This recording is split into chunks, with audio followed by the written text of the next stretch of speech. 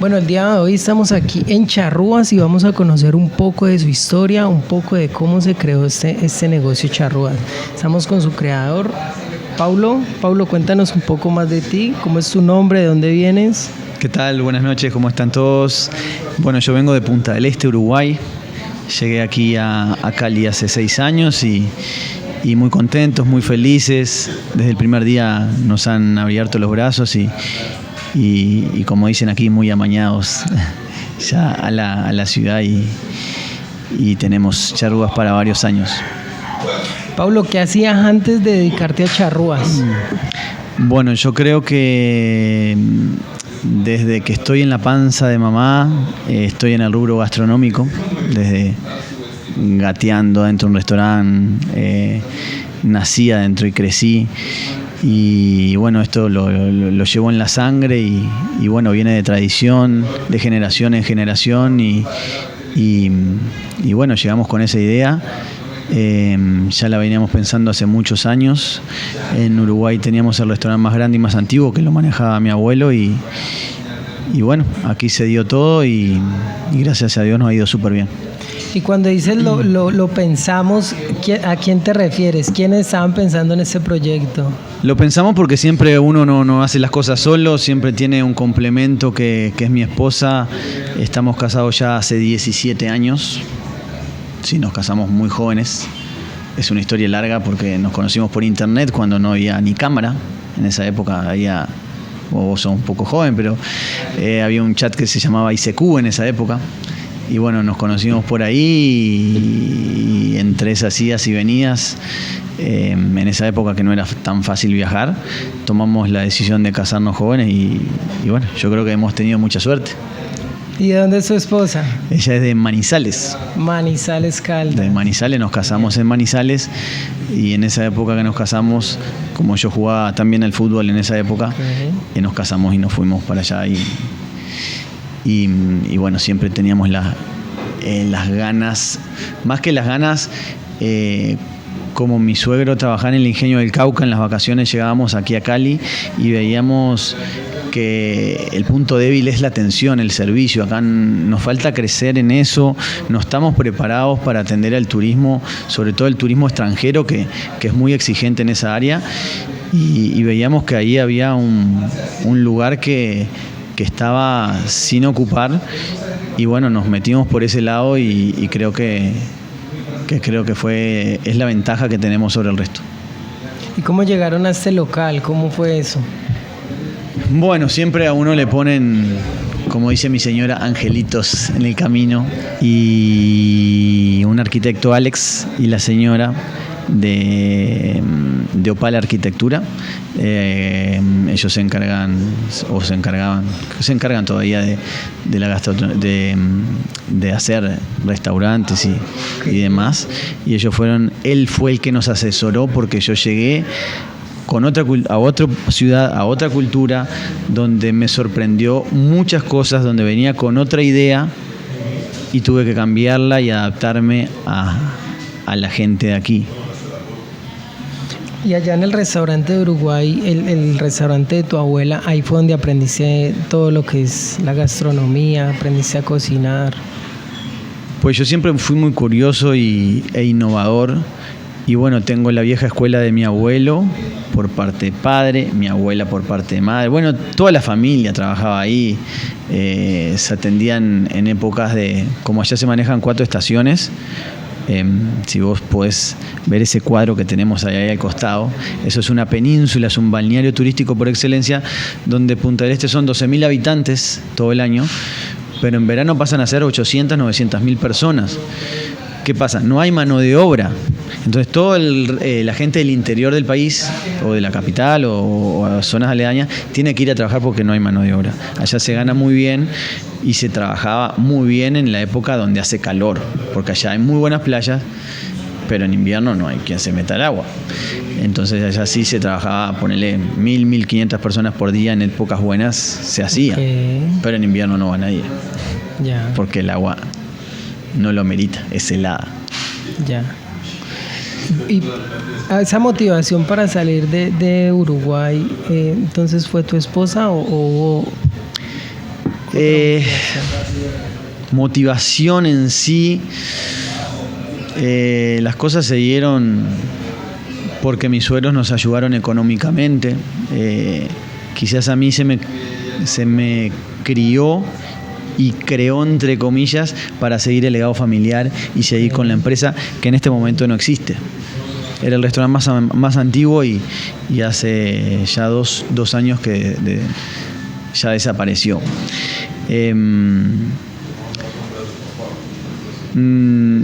Yo estaba preparado para tener mi negocio propio. No lo veía. Y mi señora fue la que me dijo, necesitas salir de ahí. Yo estaba manejando un estrés que no me correspondía, ya que había mucha familia en ese negocio. Negocios familiares tienen muchas cosas buenas, muchas cosas malas. Y bueno, llegamos a Colombia con toda la familia en contra. Con la uruguaya y con la colombiana. ¿Por qué la colombiana? Porque vivíamos en un paraíso. Punta del Este es un paraíso con todas las letras, donde no hay problemas de inseguridad, donde allá no hay problema de pobreza, donde allá la corrupción es mínima. Entonces es muy bueno para vivir. ¿Qué pasa? Es tan costoso y es tan difícil tener un trabajo estable, porque inclusive el restaurante nuestro de familiar, al tener trabajo, solo se trabajaba bien 2 meses al año. El resto era pérdida. O sea, esos meses te tenían que dar para el resto del año. Y siempre venía a Colombia y veía, si acá hay tanta gente, ¿por qué nos puede ir mal? Aquí vamos a todos lados a comer y nos tratan mal, nos va muy mal en el servicio, parece que le están haciendo un favor al cliente, y eso no es así. No hay posibilidad de que nosotros, de la forma que tenemos, la escuela que tenemos, la experiencia que tenemos en gastronomía, los riesgos son muy bajos. Y bueno, todo se dio y desde el primer día que estamos aquí en Colombia nos ha ido bien. Pasó pandemia, bueno, hubo unos meses que no nos dejaban trabajar porque era evidente que no se podía ni salir de la casa, no había ni domicilios, nada. Pero hasta en el paro, que fue la época más difícil, el día que todo ocurrió aquí en esta zona, estábamos llenos, que fue el Día de la Madre. Fue el día de mi cumpleaños, el 9 de mayo. Y eso fue otra época complicada, la del paro, ¿no? ¿Cómo fue ese día? ¿Cómo te cogió eso acá? Eso fue muy complicado porque también la presión que yo tenía por haberme ido teniéndolo todo, porque uno cuando se va a otro país es porque no te está yendo bien. Pero yo en Uruguay tenía todo, teníamos nuestra casa, todo, pero nos estaba faltando la felicidad como familia, porque yo no tenía días libres, porque yo estaba trabajando todo el tiempo. Nos faltaba lo más importante, que era la felicidad en la familia, que es lo que vinimos a buscar aquí y lo encontramos. La gastronomía siempre se nos inculcó que es esclavizante, entonces vinimos con ese chip de que no puede ser así, no tiene que ser así. Entonces sí nos esclavizamos los primeros 2 años, pero para entrenar a la gente y que entendiera e interpretara lo que nosotros queríamos y lo que nosotros pensamos de la gastronomía. Cuando llegamos aquí nos peleamos con muchos colegas, entre comillas también, porque ellos decían que así no se maneja acá, que así no se puede trabajar con el colombiano. Y te diré que hasta razón tienen. Pero si a nosotros nos va bien aquí, es por el trato que tenemos con el empleado. Nosotros aquí tenemos una filosofía de derechos que aquí en Uruguay no hay. Nosotros tratamos al empleado igual que al cliente. Aquí hay algo que me desilusionó antes de abrir el negocio, que no sé si está bien decirlo, pero muchos negocios se quedan con parte de las propinas porque rompen un vaso. Bueno, por muchos motivos que no los voy a mencionar. Pero uno rompe una copa porque está trabajando. Uno como dueño, como empresario, no le puede cobrar la rotura de una copa a un mesero o a un barman, porque no tiene sentido, y aquí se hace. Tú no puedes cobrar un porcentaje de la propina, tú no puedes darle la propina cada 15 o un mes si se la está dando el cliente en el momento.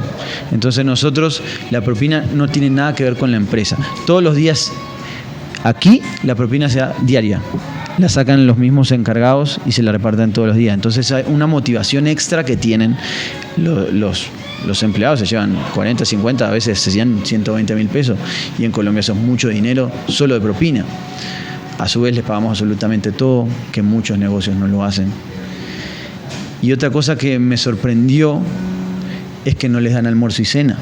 Okay. Un restaurante donde la mayoría tienen un horario extendido y que tienen horario cortado, tú no puedes tenerlos y no darles comida.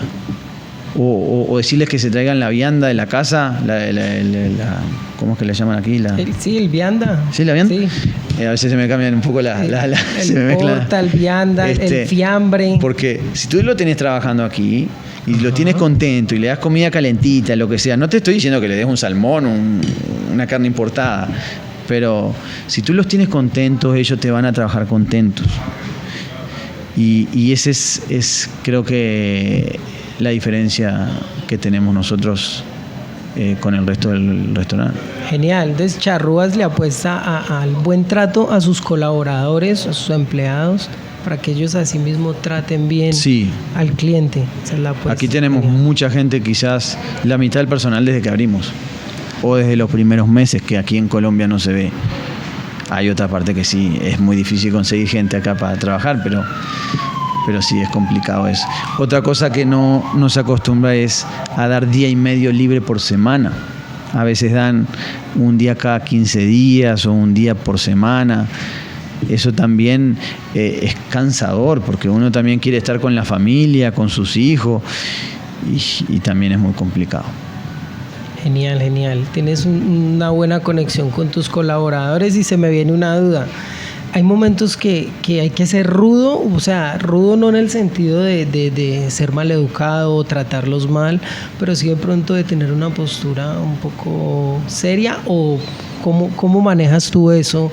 Porque, o sea, se me viene la duda porque tienes un trato muy, muy tranquilo, muy bueno, entonces no hay esos momentos rudos, no es necesario, como en la cocina se maneja esa presión, en los momentos de voleo, hay presión en cocina.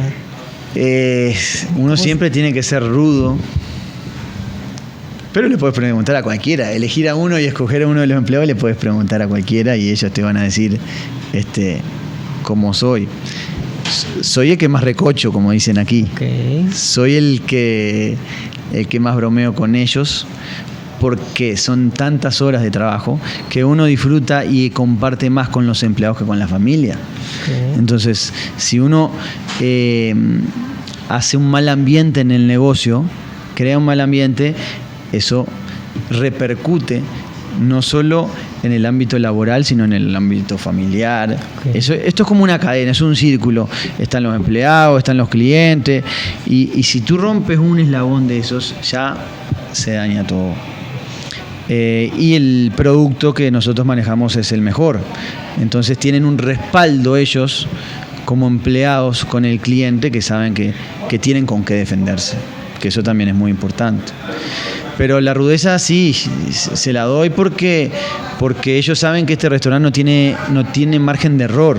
Obviamente que errores siempre tenemos, y siempre tenemos que estar rápido para corregirlos, porque errores siempre hay, siempre van a haber. No hay un restaurante que diga, nosotros no tenemos errores. Mentira. Charrúas tiene carne dura, también tiene carne dura. Eso, hay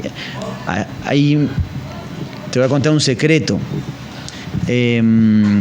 Puede ser carne guayú, carne angus, carne hereford, que si esa res el día antes del sacrificio estuvo echada, estuvo acostada, y la sacrificaron, no se dieron cuenta, porque a veces no se dan cuenta de eso, esa carne sale dura. Ya. Y me decís, ¿cómo? Y eso es algo que siempre pasa. Ya. Entonces ahí están los frigoríficos de primer mundo que están pendientes de todos esos detalles, y a la prueba está que Japón hace hasta musicoterapia con el ganado, y hace que el sacrificio ni se enteren.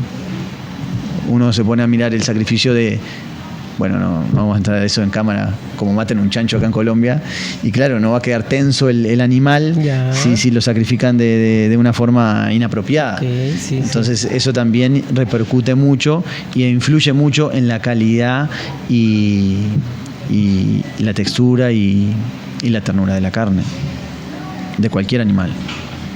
Pero eso es para que se den cuenta la calidad que maneja Charrúas, que hasta en eso nos tiene en cuenta. Hablando ya del producto, Paulo, ¿cómo lograste tener esa carta menú? ¿Cómo fue el desarrollo de cada producto? ¿Te asesoraron? ¿Cómo lograste esa carta tan completa que tienes ahora? Guarniciones, entradas. Bueno, yo tengo 41 años ya y yo llevaba muchos años trabajando allá en el restaurante familiar y yo me encargaba de esa parte. Una de las partes que me encargaba era de costear y de organizar y de crear y de innovar en los platos. Y la clave de un restaurante es costear. Hay márgenes que hay que respetar. Uno no puede estar en la gastronomía y manejar unos precios y que esté lleno el restaurante y perder plata. Hay cosas que uno las ve y se da cuenta de que eso no puede ser, está mal. Entonces hay cosas que tienen que respetarse a rajatabla. Y las carnes tienen una forma de porcionar, un gramaje de porcionar, un desperdicio que hay que agregar en el precio. Tú tienes que saber que con un corte o con un bloque determinado tienes que manejar varios cortes para que con los desperdicios de puedas hacer otro y manejarse para que las pérdidas sean menores. En la carne de res sobre todo, de la maduración a que se te pudran los cortes son 48 horas. Entonces tienes que tener la carne muy controlada para que no se te pudra en la refrigeración. Lo voy a hacer clarito, ¿no? En la nevera no se te puede pudrir la carne. Entonces la clave es tener lo que nosotros ya conseguimos, que es rotación de gente. Eso es importantísimo. No hay un restaurante que trabaje de carne y que trabaje poco. Yo no iría. Ahí es cuando uno se da cuenta de... yo lo que le recomiendo a la gente, si tienes 10 opciones, y siempre peleo con mi señor, le digo, y vos sabés, vos sos la jefa del restaurante, porque la jefa es ella, y vas a ir a comer a ese restaurante y ves que no hay ni una persona, entonces ya sabés que la calidad ahí es baja, que la mercadería no va a estar fresca. ¿Por qué no vamos al del lado, que hay 10 mesas? Entonces la rotación, la mercadería está asegurada. Y mucha gente comete el error de ahí, y ahí es cuando son los restaurantes más propensos a las contaminaciones, a todo ese tipo de inconvenientes en un restaurante. No me quiero ir de rama. Contame. Está bien. Cuéntanos un poco la estructura de tu carta, así fugazmente, de entradas, qué tienes de platos fuertes un poquito ahí de la estructura de la carta. Bien, mi carta no es tampoco tan extensa. Yo me enfoqué en carnes, porque Uruguay se destaca por las carnes. Al tener un restaurante, bueno, nos hemos venido creciendo, pero la cocina no es tan grande. Entonces, mezclar mariscos, pescados, pollo, cerdo, siempre tiene muchas contras de contaminación cruzada, por ejemplo.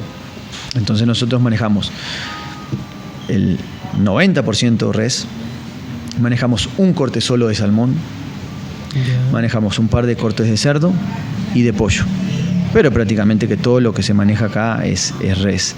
Tenemos algunas entradas, tenemos chorizo de cerdo, chorizo de cordero, una entrada nueva. Hay muchos platos de autor, porque yo siempre estoy inventando en acierto y error, que es la salchipro, que a la gente le gustó, que es una de las que le gustaron esta noche a ustedes, que es un estilo de longaniza.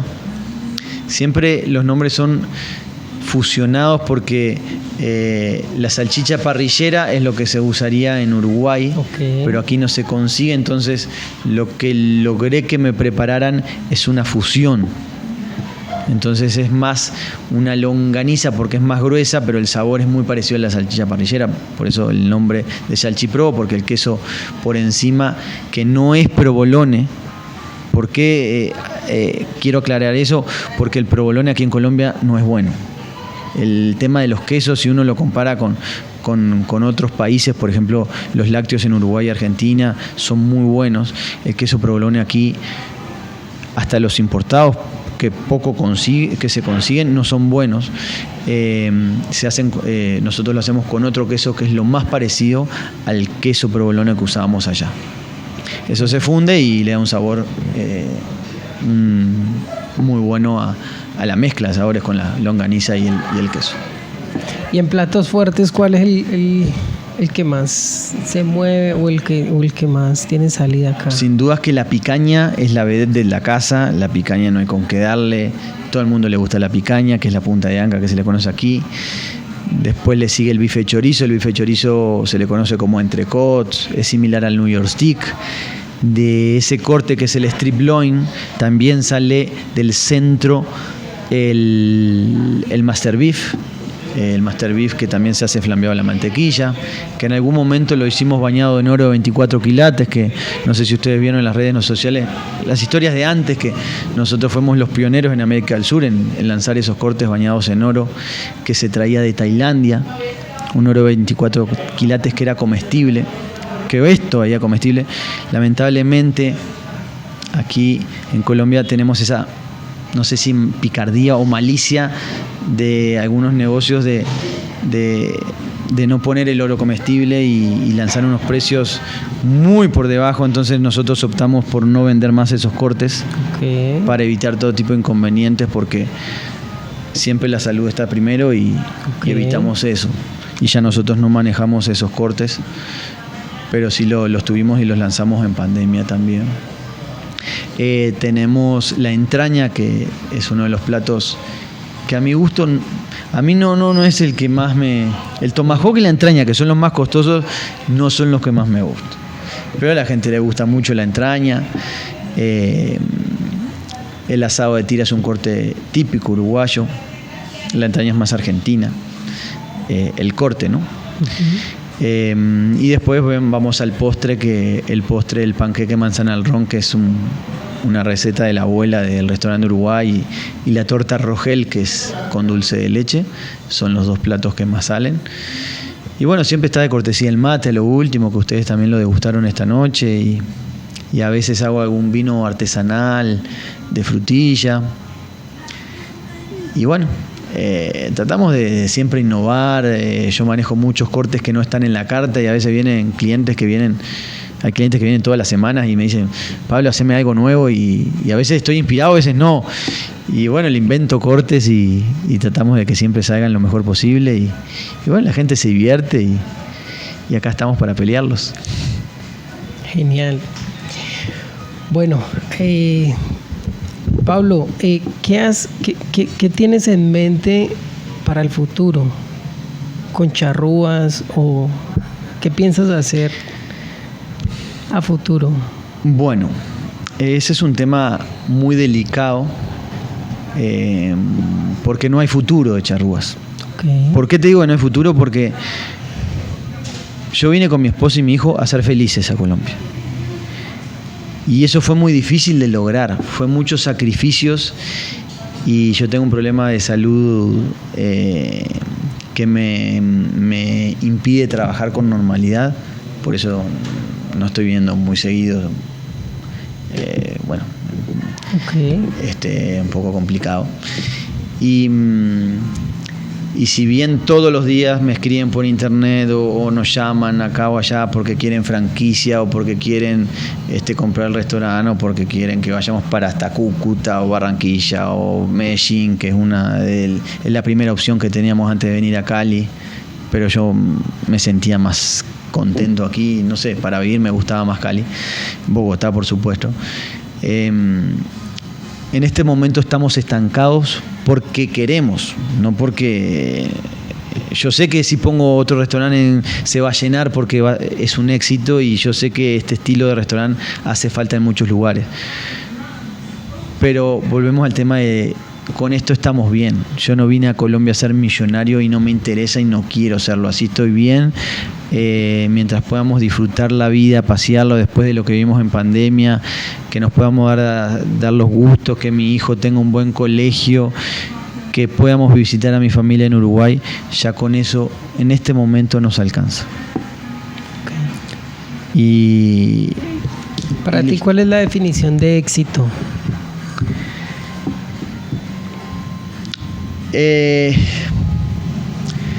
¿Por qué te digo que esto ha sido un éxito? Porque un restaurante aquí en Cali, cuando lo abres, se llena, se pone de moda. Pasa un mes, 2 meses, 3 meses, capaz que 6 meses. Y listo, y ahí se acabó. Puede ser porque la gente lo agarra de moda y es costumbre, mirá, un restaurante bueno y voy para allá y listo, y lo conocen, porque hay muchísimos que ha pasado eso. O porque los dueños se dejan estar, dejan descuidado el negocio y se olvidan, porque esto es muy delicado. Que no esté trabajando aquí adentro no quiere decir que no esté trabajando todos los días, hasta que duermo uno está trabajando. Y mantenerse es lo más difícil. Okay. Yo tengo la escuela de mi abuelo y siempre nos inculcó el servicio y la atención, y ese era un gran reto, que la gente, los que fueran a trabajar en este restaurante, entiendan eso. Cuando nosotros llegamos aquí y este señor Alex, el arquitecto, nos dijo que pusiéramos aquí, era una mezcla entre sándwich y parrilla que íbamos a poner aquí. Era un restaurante que era de comida de perros, el de la esquina, porque aquí ya agarramos 3 locales, eran 7 mesas, y aquí había un restaurante de comida vasca, acá había un restaurante de comida de Suiza, y acá está un restaurante peruano, Mochica, no sé si recuerdo. Cuando yo llegué me decían que estaba loco, que por qué me iba a meter ahí, que todos estaban trabajando bien. Y yo le dije, ustedes tranquilos, no se preocupen, que aquí vamos a quedar solos y yo les voy a ganar a todos. Porque cuando a mí se me pone algo en la cabeza, soy muy terco, y hasta que no lo busque, hasta que no lo logre, no lo consigo. Y bueno, y fueron cayendo, y fuimos avanzando, y bueno, todo se dio, y acá estamos. Si vos me decís si hay charrúas para rato hay. No hay expansión de charrúas, okay, porque no estoy preparado físicamente, ni mentalmente, ni mi familia me lo permite. Porque mi cabeza quiere, porque yo soy explorador y sueño con tener 10 restaurantes.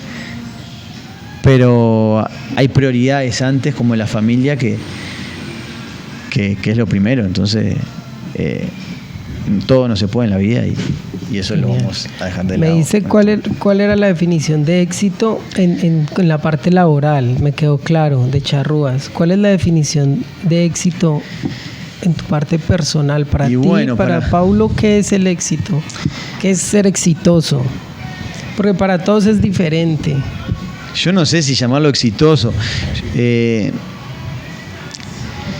Allá en Uruguay, hay gente que tiene cierto don para ver las cosas diferente que el resto, o adelantadas. Como visionarios. El que creó la lamparita de luz, okay, ¿sí? Él fue un exitoso porque creó la lamparita de luz, pero después de él vinieron 10 o 20 que la hicieron diferente, ¿sí? Sí. Pero yo siempre he tratado de mirar más allá de la competencia. A mí no me interesa que me copien de las cosas, me encanta. Mientras copien lo bueno, no me molesta. Hay muchos restaurantes que no vamos a entrar en detalle, que han copiado cosas de nosotros, y en vez de enojarme, me pone orgulloso, porque yo llegué hace muy poco acá a Colombia, que no me conocía nadie, y eso me deja muy contento.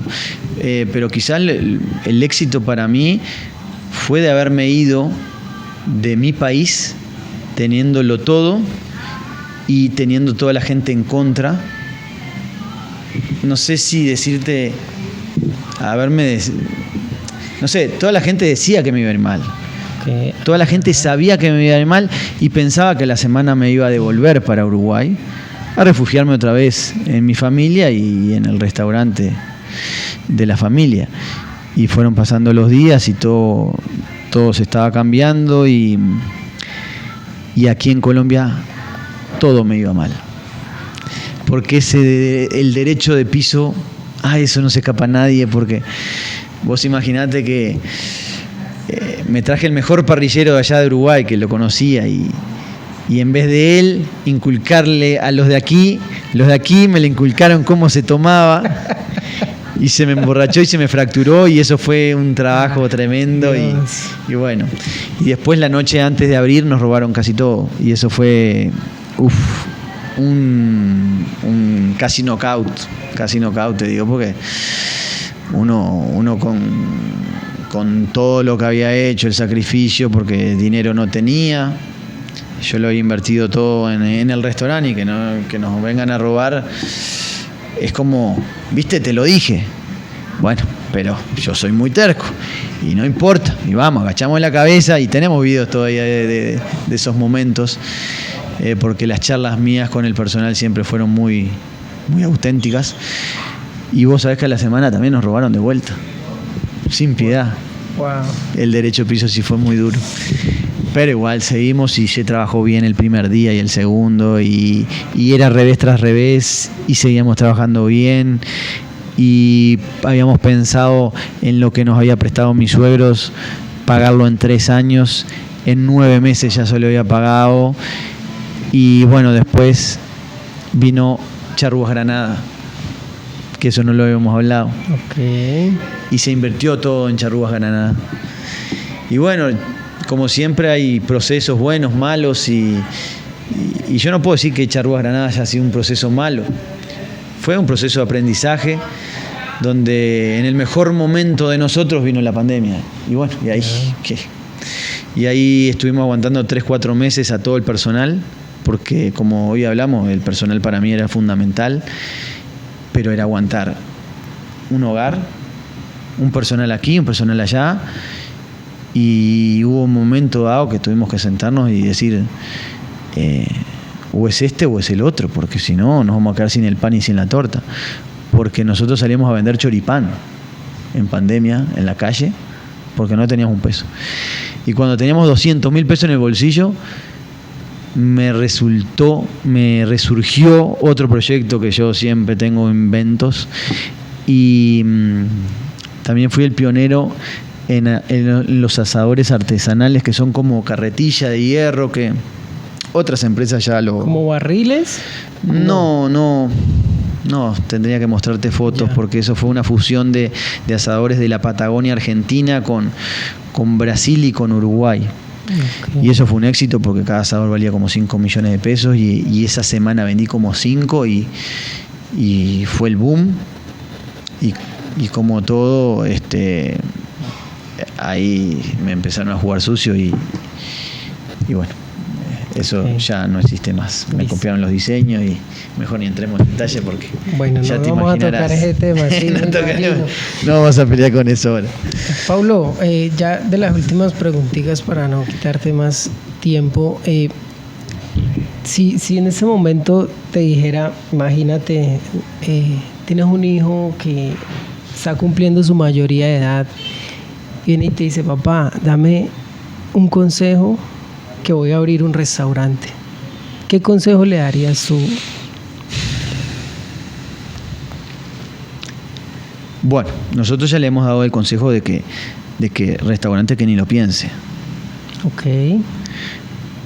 Que no quiere decir que el día de mañana, si lo necesita,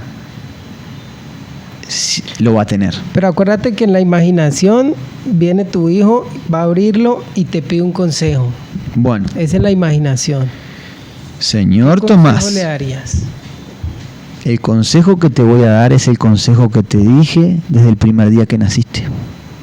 La humildad lo es todo. Si vos te la crees, vas a venir al piso y darte contra el piso de uno. La plata no es la felicidad, y cuando te mueras no te vas a llevar ningún peso. Así que vos, la humildad lo tienes que llevar, y lo tienes que inculcar al resto de la gente que te rodea. Ahí va a llegar solito todo. Genial. Y eso es lo que le digo todos los días. ¿Y cómo me cuesta? Y lo mismo que le digo a cada uno de los chicos. Humildad, sacrificio y convicción son las 3 palabras que les anoto en los pizarrones. Humildad, sacrificio y convicción. Espectacular. Eso lo decíamos en un equipo de fútbol. Antes de comenzar a jugar el partido, siempre lo hablábamos. Humildad, sacrificio y convicción. Pablo, ¿has perseguido tus sueños? ¿Has conseguido también lo que has soñado, lo que en algún momento te has imaginado? ¿Lo has conseguido? ¿Por qué tú le aconsejarías a alguien que persiga sus sueños? ¿Lo aconsejarías que persiga lo que sueña? Es importante perseguir lo que uno sueña y ponerse esos sueños, primero que sean alcanzables, porque a veces alguien sueña y obviamente que sabemos que esos sueños son irreales, ¿no? Porque uno tiene que tener motivos para vivir. Okay. Y si vos tenés un sueño alcanzable y luchás todos los días y te levantás por esos sueños y trabajás por ellos, porque la suerte no viene sola. Uno, Charrúa no es que nosotros tuvimos suerte y Charrúa anda bien. Hubo un proceso de muchos años. Fueron casi 8 años que nosotros veníamos a Colombia y pensábamos cada vez que veníamos y trabajábamos aquí. Y yo le preguntaba a la gente y la paraba en la casa y le decía, che, vos, ¿qué te parece si pongo un rodillo de pizzas temático de piratas? Esa era mi idea. Y te la estoy confiando ahora. Y capaz que es un éxito. Y eso es lo que yo había trabajado. Venir aquí a poner un rodillo temático de... Y todavía lo sigo teniendo en cuenta que sé que iba a ser un éxito y capaz que el día de mañana aparece. Porque yo había estudiado a la gente, pero la gente me decía otra cosa, que falta esto y esto. Sí. Y bueno, iba para allá y lo veía en una góndola a un señor y mirá, ando con ganas de venir para acá, ¿y qué te parece? Me parece re bien, porque el servicio y la atención acá es pésima, un desastre. Con las palabras de ustedes, ¿no? Y siempre la gente llega y me dice eso, que parece que le hacen un favor al atenderte aquí. Uh-huh. Y yo también lo he vivido, y si bien ha mejorado un poco todo, es el punto débil de la parte de turismo aquí del Valle del Cauca, mejorar, porque aquí nosotros hay mucho dinero en este departamento, podemos mejorar, podemos hacer muchas cosas, pero aquí no hacemos nada, nos arreglamos una calle y vamos a hacer algo por el turismo. Pero este departamento es ideal para tener un parque de diversiones de verdad, con la plata que se maneja, que tenga turismo todo el año, turismo de otro lado y de otros países, pero un parque de diversiones de verdad, porque el Parque del Café es muy buen lugar, pero con toda la plata que hay aquí, perfectamente se podría hacer algo y mucho mejor, y sería un buen negocio no solo para la alcaldía, para la gobernación, sino para el turismo y para toda la zona y para toda la ciudad que trabaja con el turismo, hotelería, gastronomía, espectáculos. Y bueno, pero es muy difícil. Esta ciudad es bastante rebelde. Me fui de las ramas, ¿qué era? ¿El éxito? Bien. No, te respondí todo, sí. Sí, está bien todo. Estamos listos, mi amor. Bueno, Pablo, muchas gracias por tu tiempo, por la invitación. Estuvo genial la atención desde tus colaboradores hasta tú mismo que nos atendiste. Estamos muy agradecidos. Gracias por sentarte aquí con nosotros y por contarnos esta historia, que sé que muchas personas que están arrancando un negocio o arrancando ya sea un restaurante o cualquier tipo de emprendimiento, estas palabras y estas historias los pueden reconfortar y los pueden llenar como de energía y decir, yo también puedo, o si Pablo pasó por un momento difícil y pudo salir adelante, y yo que estoy pasando en un momento difícil también puedo salir.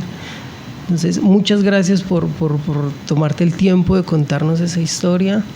Y pues nada, hermano, muy contento de conocerte. Bueno, un placer, y es muy importante para esa gente que escuche esta entrevista.